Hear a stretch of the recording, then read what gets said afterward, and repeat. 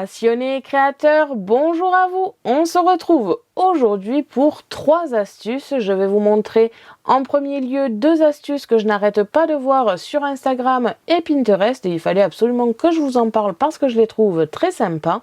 Et dans un second temps, nous parlerons tout simplement de notre nouveau système de rangement pour les dailles et les tampons.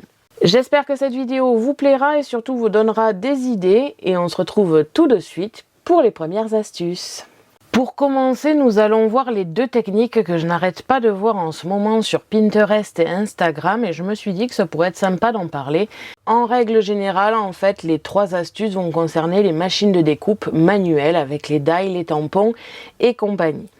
La première astuce est ici, vous aurez besoin d'une machine manuelle évidemment, d'un pochoir. Ici j'ai pris en plastique, je pense que le pochoir en plastique sera mieux que le pochoir en papier. Ici j'ai choisi ce modèle parce qu'il me plaisait bien, mais voilà, dans les modèles que j'ai quand même achetés il n'y a pas trop longtemps, on a pas mal de pochoirs en plastique, donc je pense que c'est quand même assez facilement trouvé. Et comme je l'ai dit juste avant, je ne suis pas sûre que ça marche aussi bien avec un pochoir en papier qui pourrait finalement se tordre au passage dans les rouleaux. Donc vous aurez besoin d'un pochoir en plastique, du papier qui vous servira pour l'embossage et la petite mousse en silicone que j'ai pour l'embossage aussi. Pour la seconde astuce, vous aurez besoin d'un double face assez large, de ruban, d'un papier et ici d'un classeur de gaufrage. Alors ici j'ai pris un classeur de gaufrage bande parce que je trouvais que ça correspondait plutôt bien au fait que ce soit un ruban, mais je pense que vous pouvez totalement prendre un classeur d'embossage classique. La seule chose, c'est qu'il vous faut un motif qui passe bien sur ruban. Si vous avez un motif comme un grand cerf par exemple, forcément sur le ruban ça donnera pas quelque chose de très joli. Donc voilà, il vous faut un motif assez neutre. On va commencer par la première astuce, c'est très simple pour le coup. On va venir prendre les plaques de notre machine de découpe. Pour moi, il s'agira de la Happy Cut de Artemio. Je poserai sur la première plaque mon tapis silicone, par-dessus mon papier que je veux embosser et encore par-dessus mon pochoir bien positionné de préférence. Je pose la seconde plaque et je passe le tout dans ma machine. J'ai pris un papier blanc, mais c'était surtout avoir un papier uni pour que ça soit plus joli. Ça a tendance à quand même être un peu plus visible sur des papiers unis ou foil que sur des papiers décorés d'action par exemple. Et pour la seconde technique, ça va être très simple. On va venir mettre tout simplement du double face sur la totalité de notre bande de papier. En ce qui concerne la bande de papier, au niveau longueur, c'est ce que vous désirez évidemment. Et au niveau largeur, ça doit faire à peu près la taille du ruban. Je l'ai légèrement diminué, comme vous pouvez le voir, à quelques millimètres près, pour que ce soit vraiment au centre. Une fois la bande découpée, on va venir poser du double face sur sa totalité. Il doit vraiment y avoir du double face sur la totalité du papier et pas seulement à quelques endroits. Et on vient ensuite poser tout simplement notre ruban dessus et bien le coller. Pour finir, au même titre qu'un embossage classique, on mettra notre papier avec notre ruban à l'intérieur de notre classeur et on passera le tout en machine. Je vais donc faire ce petit collage dès maintenant, comme ça ensuite je pourrai passer directement à la machine. Je vais tout simplement commencer par l'embossage parce que je trouve ça vraiment super parce qu'on va pouvoir avoir différents modèles et en plus de ça, si vous avez et une machine manuelle et une machine comme la Scan & Cut, vous allez pouvoir vous faire vos propres pochoirs et ensuite les passer dans la machine pour avoir de l'embossage. Ça, je trouve ça assez sympathique. Comme précisé tout à l'heure, je viens poser ma mousse silicone, mon papier et mon pochoir ici, ma seconde plaque. Et je vais le passer dans la Happy Cut de Artemio sur le réglage Die Cut à 0. Tout simplement les mêmes réglages que je ferai avec un embossage, un die avec embossage plus exactement, où je ferai d'abord l'étape embossage sur cette fonction-là et ensuite la découpe du die. Si je le mets sur 2D en bosse, ça a tendance à être un petit peu trop large et à ne pas bien appuyer. Et malgré tout, comme il ne s'agit que d'un pochoir et pas d'un vrai classeur en plastique bien dur et avec du relief, forcément il va falloir appuyer pour que ça marque votre papier. Et contrairement à d'habitude, je ne vais pas le passer 2 fois, c'est-à-dire vers l'avant puis vers l'arrière. Je vais simplement le passer une fois vers l'avant. Et Et je ne sais pas si vous pourrez le voir, mais voici le résultat. Alors c'est sûr, vous n'aurez pas un embossage aussi marqué qu'avec un classeur d'embossage, mais je trouve que c'est quand même hallucinant. Le résultat est vraiment trop joli. Et encore une fois, ça ouvre la porte à plusieurs motifs. Tout comme certains die que nous avons sont quand même assez grands en termes de... Enfin, ce sont des plaques entières qui peuvent faire le fond d'une carte. C'est pareil, on peut d'abord le découper en die sur un papier un peu plastifié et ensuite le passer en pochoir pour l'utiliser en tant que classeur de gaufrage. C'est vraiment une astuce que j'ai trouvée sympathique et je voulais absolument l'essayer en votre compagnie parce que c'est toujours bon à savoir, surtout si vous avez ce genre de machine. Et c'est vraiment trop beau. Alors bien sûr, je le répète encore une fois, mais ce ne sont pas mes astuces, je les ai trouvées sur les réseaux sociaux et étant donné que je l'ai vu sur plusieurs sites, je ne sais pas vraiment qui l'a fait en premier. C'est pour ça que je ne vais pas vous conseiller quelqu'un en particulier parce que je l'ai vu sur plusieurs blogs et sites différents. Donc voilà, je tenais à vous en parler parce que c'est une technique très sympa et qui change un petit peu de nos habitudes, je trouve. La seconde technique est maintenant prête. Cette fois-ci, je vais le passer dans la machine comme de l'embossage en 2D. Finalement, un classeur de gaufrage traditionnel. Je vais donc configurer la Happy Cut sur 2D emboss et sur -2 pour ma part parce que j'ai remarqué qu'avec le 2D emboss sur 0, ça a tendance à pas bien marquer le papier. Je pense que ça serait un peu pareil ici pour le ruban. Et voici le résultat d'un ruban embossé. Je trouve que ça change encore une fois et que c'est trop joli. Alors bien sûr, étant donné que ça ne fait pas la taille de mon ruban, je vais venir découper le surplus pour pas que ça fasse trop moche. Et ça aussi, un autre avantage, c'est que vous allez avoir du papier à l'arrière, donc pour le collage, ça sera encore plus simple au niveau du ruban. Et donc, on peut venir poser notre ruban embossé sur notre papier. Ce sont deux astuces très rapides, mais je trouve qu'elles sont vraiment intéressantes. Ça change un petit peu de l'utilisation que j'ai en principe de la machine. Il me semble pas que j'ai déjà testé avec des pochoirs et je trouve le résultat assez sympathique. Je l'ai testé avant la vidéo avec un autre pochoir et un autre classeur pour le ruban. Une fois embossé, on dirait plus du ruban, on dirait finalement du papier un peu argenté ici pour le coup, mais ça lui donne une autre douceur, une autre texture au toucher. C'est très sympa, je trouve. Je vous montre ici le second pochoir que j'ai fait. Donc c'est un pochoir avec des bandes comme ici. Je sais pas si vous pourrez bien le voir. C'est vrai que c'est pas génial. Même sur du papier blanc, pour vous le montrer, c'est pas au top. L'avantage du fait que c'est un pochoir, si vous voulez faire de l'embossage sur une feuille A4, il vous suffit simplement de trouver un papier plastifié en A4, de découper votre pochoir, donc que ce soit au cutter ou à la machine comme la Scan & Cut, et ensuite de venir l'embosser sur un papier A4. Ça peut donc permettre de faire différents formats que l'on ne retrouverait pas forcément sur des classeurs d'embossage. Et ici le résultat du ruban avec un autre classeur. Encore une fois, le résultat est plutôt stupéfiant, je trouve.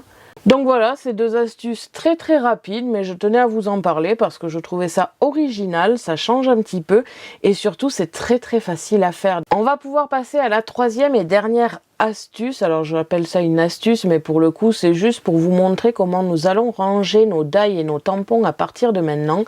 Ça fait quelque temps qu'on n'est plus trop convaincu par la technique classeur que l'on avait avant, que l'on a toujours un petit peu maintenant parce qu'on n'a pas tout le matériel pour continuer le rangement qu'on a décidé, mais comme on a pu l'essayer un petit peu, je souhaitais vous en parler tout simplement. La première chose qui nous fait changer d'avis, c'est qu'au fur et à mesure avec le poids dans les classeurs, c'est beaucoup trop lourd à sortir. Plus on a de die et les plaques aimantées aussi pèsent leur poids quand on les met tous dans un classeur. Donc c'est vrai qu'on avait un petit peu plus de mal à sortir les classeurs pour utiliser les die. On prenait souvent le premier venu, on n'avait pas envie de tous les sortir et c'était un petit peu dommage. Ensuite il y a aussi le fait qu'avec le poids, les poches transparentes avaient tendance à se déchirer au niveau des jointures du classeur, enfin des petits anneaux. Donc plus ça allait et plus ça devenait pas joli et c'est pas génial, je trouve. On s'énervait à chaque fois à remettre les petites plaques aimantées dans les petites pochettes. Bref, ça ne nous allait plus et il nous fallait trouver autre chose. On a donc pensé à ces pochettes Action, tout simplement, celles que j'utilise aussi pour les chutes de papier. Donc voilà, on prend tout simplement ici une pochette action, en plus tout est en A4 donc c'est plutôt pratique. À l'intérieur ici on a des plaques aimantées en A4, c'est celles qu'on avait achetées au salon du loisir créatif. Elles étaient assez molles, par contre elles étaient adhésives de l'autre côté, donc on a tout simplement mis un papier A4 assez rigide comme nous en avons beaucoup vu que mon frère m'a rapporté beaucoup de papier blanc de chute d'imprimerie. On a vraiment beaucoup de papier blanc, donc on peut se permettre de le mettre derrière. Je vais venir vous en sortir. Donc comme je vous l'ai dit, pour l'instant ce n'est pas fini parce qu'on n'avait pas assez de pochettes aimantées. On utilise des pochettes de classeur, toujours, à la seule différence c'est qu'ici ça ne s'abîmera pas au niveau des anneaux étant donné qu'il n'y a pas d'anneaux. À l'arrière, on a donc collé un papier blanc assez rigide pour que ça garde un petit peu la forme. Et on peut donc enlever ici tous nos die directement. Alors, il y a plusieurs avantages à cela. Premièrement, ça va tenir beaucoup moins de place au final parce qu'un classeur, ça tient toujours la dimension d'un classeur. Avec les cartons du classeur en lui-même, ça fait de l'épaisseur en plus. Et quand on a 6 ou 7 classeurs, ça commence à faire beaucoup au niveau du rangement. Ici, ça va tenir juste la place d'une pochette. Donc, je trouvais ça assez sympa à ce niveau-là. C'est des feuilles A4, donc pour tout ce qui est grand motif, ça ne gênera pas trop sur des petites pochettes, vu que là, ce sont des grandes pochettes. Et en plus de ça, on peut mettre beaucoup plus de die du même thème sur une même pochette. C'est vrai qu'il y a des thèmes comme les fleurs, Noël ou ce genre de choses, où on a soit beaucoup de gros die, soit beaucoup de die tout simplement, et donc on commençait à avoir des sections très larges dans nos classeurs. Ici en 2 feuilles A4 on arrive à régler un petit peu le problème. Ici on en a même je dirais qu'on en a 4 pour tout ce qui est floral, et pour Halloween par exemple on en a beaucoup moins. Donc ça va nous prendre moins de place, moins de temps aussi, parce qu'ici on va utiliser les pochettes de classeurs entières, on va pas faire de modification dessus.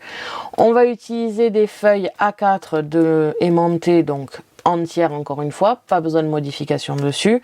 Et on va juste coller des feuilles papier A4 derrière. À part le collage, il n'y a pas trop de modification à faire. L'autre chose qui nous énervait un petit peu aussi avec l'autre classement qu'on avait, donc en classeur et en pochette séparée grâce à l'outil Fuse, je pense que je continuerai à l'utiliser. On avait donc un autre problème, c'est que on perdait, vu qu'il y avait des coupures à certains endroits et qu'on faisait en sorte que les plaques aimantées rentrent parfaitement dans ces petites pochettes, on avait de la perte. Sur une feuille A4, on perdait, alors c'était des petits bouts, mais quand on a 8 classeurs avec beaucoup de die à l'intérieur, on commençait à avoir énormément de chutes et ça nous énervait parce qu'au prix que ça coûte une plaque aimantée, ça commençait à faire beaucoup et à nous énerver. Donc là, l'avantage, c'est qu'on ne va pas avoir de perte vu que la feuille A4 sera entière. Ici, nous avons tout simplement utilisé les grandes pochettes que nous avions dans le classeur. C'est pour ça qu'on voit une petite séparation, parce que ça on n'arrivait pas à les jeter, ça ne nous plaisait pas, donc les plus grandes on les a gardées. On trouve que c'est mieux en termes de rangement parce que ça va tenir moins de place, étant donné qu'on n'a pas non plus beaucoup de thèmes où on a autant de die dans chaque thème. Ça va aussi être moins lourd à sortir quand on voudra un thème en particulier. On va essayer par exemple ici, c'est assez floral. Ce thème là, ça va être le plus gros. Et après, ça va être des classements de 1 à 2 feuilles, donc c'est pas non plus trop lourd. Et à sortir, ça va être un peu plus sympa. Autre chose, c'est que comme ce sont des feuilles A4, on va avoir beaucoup plus de motifs à la fois sans devoir passer 30 pages de motifs. Donc l'avantage, c'est qu'on va plus facilement utiliser des die qu'on avait un peu oubliés pendant une période. Vous voyez ici, c'est une ancienne pochette que l'on avait et on s'énervait à chaque fois à faire des petits rabats, à les scratcher, donc ça coûtait cher en scratch aussi. Comme je vous disais, on recoupait les feuilles aimantées, donc on avait de la perte et finalement, même sur les grandes parties, on n'arrivait pas à bien organiser notre plaque. Donc au final, moins de temps pour la préparation de nos classeurs, moins de place, moins lourd et plus de visibilité. Et pour les tampons, c'est à peu près la même chose. On avait beaucoup de boîtes. Au début, j'avais acheté les boîtes de Solus Scrap, mais au fur et à mesure que j'avais beaucoup de tampons, ça revenait cher d'acheter toutes les boîtes pour pouvoir les ranger. J'étais donc passée sur le même style de classement, mais avec des boîtes CD. Là, encore une fois, il y avait beaucoup de boîtes CD. C'était pas forcément bien clair, donc on a décidé de faire à peu près le même style de classement, c'est-à-dire en feuille A4. Je n'en ai fait qu'un modèle à l'heure actuelle parce qu'encore une fois, on n'a pas assez de pochettes, il faut qu'on aille en racheter. Pour cela, je me suis donc préparé moi-même mes feuilles ici, comme ceci. Et on va pouvoir en parler de suite. Je vais pouvoir vous expliquer exactement tout ce que j'ai fait. N'hésitez pas d'ailleurs à me dire en commentaire quel style de rangement vous avez adopté pour vos die, vos tampons et classeurs de gaufrage. Parce que c'est vrai que ce sont des choses qui prennent vite de la place vu qu'on en achète assez souvent. Et du coup, forcément, il faut les classer, mais quelque chose de bien classé, que ça fasse propre, mais en même temps que ce soit pratique et qu'on ait, comme je vous l'ai dit, de la visibilité sur tous les die. Donc c'est vrai que c'est pas toujours facile de trouver une organisation qui nous plaise. Et quand on est passé à la méthode des classeurs, on commençait à avoir beaucoup de die. Et finalement, on avait pris les classeurs qui nous ont très bien plu pendant 2 ou 3 ans. Et puis c'est vrai que les goûts changent et on avait besoin d'un autre style de rangement. Au niveau des tampons, comme je vous l'ai dit, c'est la même chose. On va les ranger en plaques A4. Comme vous pouvez le voir, ça fait qu'on peut utiliser beaucoup de tampons sur une même plaque et ne pas avoir 36 boîtes à CD différentes ou 36 boîtes en règle générale, ou alors garder les emballages de base. Donc on était parti plus sur ce principe là. Pour ce faire, j'ai utilisé une plastifieuse. À la base de base, je voulais tout simplement utiliser 2 papiers de plastifieuse passés à vide et sur lesquels on mettrait les tampons. Le problème numéro 1, c'est la visibilité, encore une fois, c'est-à-dire avoir un visuel sur les tampons qui sont présents dans la pochette, parce que une fois que c'est posé sur du transparent, c'est pas vraiment facile de voir ce que c'est. En plus, c'est à l'envers, donc pour tout ce qui est lettres et mots, c'est un petit peu compliqué. Donc je voulais quand même avoir un petit visuel. C'est pour ça que la première feuille ici est constituée d'un tamponnage fait en direct avec les tampons. Donc j'ai pris tous les tampons et je suis venue les tamponner sur ma feuille. La deuxième chose qui ne m'allait pas avec juste transparence, c'est le positionnement. C'est difficile, vu qu'on est 2 avec ma mère à utiliser les tampons, de toujours les replacer au même endroit. On aura tendance à les bouger et puis le jour où on est mal luné, ça a tendance à ne jamais vouloir rentrer. Combien de fois ça m'est arrivé d'utiliser ici mes boîtes à CD, donc là c'est un ancien rangement, il faut encore que je les fasse. Donc ça m'est arrivé d'avoir, on va dire, un classement assez millimétré à l'intérieur. Et le jour où on est mal luné, on n'arrive pas à le replacer, même si on essaye dans tous les sens. Ça ne veut pas. Donc, encore une fois, je voulais quelque chose qui soit assez clair pour toutes les deux, quel que soit le style de rangement qu'on voulait. Et donc, ce que j'ai fait, c'est que j'ai réalisé la même feuille, c'est-à-dire que j'ai tout simplement scanné ma feuille A4 sur laquelle j'ai tamponné avant de le plastifier. Je l'ai scanné et avec le programme qui me sert à scanner, j'ai tout simplement retourné en miroir ma feuille. Ce qui fait que tous mes motifs sur ma plaque ici sont à l'envers, comme vous pouvez le voir ici, mais correspondent au sens où vous avez le tampon. Ce qui fait que le rangement sera toujours le même, parce qu'on va, au même titre que sur un emballage qu'on vient juste d'acheter, on va tout simplement repositionner là où on a notre motif. Donc voilà ce que cela donne en termes de rangement. Pour le coup, étant donné qu'on utilise plusieurs tampons différents, de marques différentes, de magasins différents, ça a tendance à se décoller très facilement au niveau de la feuille de devant, tout simplement parce que ça ne colle que sur les petits traits qui tamponnent finalement. Donc c'est un petit peu dommage, vu que comme ils n'ont pas tous la même épaisseur, ça a tendance à facilement se décoller. C'est pour ça que je pense que je vais aussi les mettre dans des pochettes de classeurs. Comme ça les tiendra bien fermés et bien collés ensemble. Par contre, pour l'arrière, étant donné que c'est plat et que c'est vraiment bien collé, pour le coup, il n'y a vraiment aucun souci. Ça ne se décroche pas, même si on vient à le secouer. Donc ça, c'est vraiment très pratique. Après, comme je vous l'ai dit, pour l'instant, on n'a que ça de fait. parce que on n'a pas encore les pochettes ici. Il faut qu'on en achète beaucoup parce qu'on a beaucoup de tampons et on a beaucoup de die.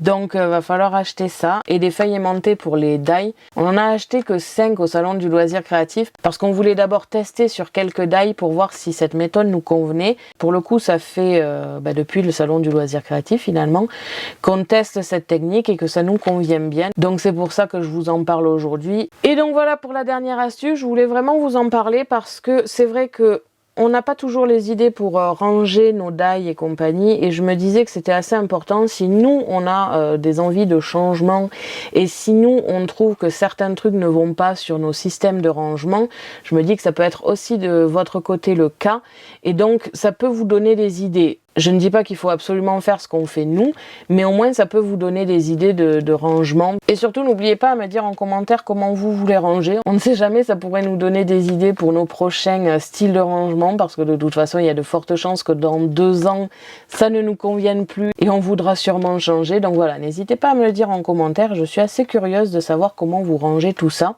Donc voilà en ce qui concerne les 3 astuces du jour. Nous avons ici de l'embossage avec tout simplement des pochoirs, de l'embossage sur ruban à l'aide d'un papier à l'arrière et enfin une 3e astuce qui concerne le rangement. Cette vidéo est maintenant terminée, j'espère qu'elle vous aura plu et surtout qu'elle vous aura donné des idées pour votre rangement loisir créatif et des idées d'utilisation pour votre machine de découpe manuelle. Merci à tous d'avoir regardé ma vidéo, n'hésitez pas à me poser des questions ainsi qu'à me dire en commentaire ce que vous pensez de ces 3 astuces.